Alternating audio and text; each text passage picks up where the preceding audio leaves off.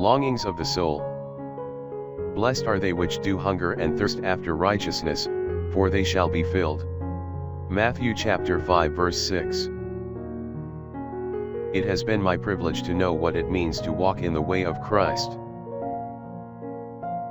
What a thrilling, joyous experience it is to wake up every morning and know His presence in the room.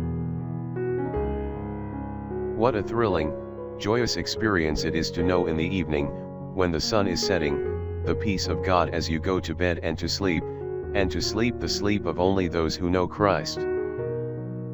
What a joy it is to walk in the eternal and permanent experience of Christ.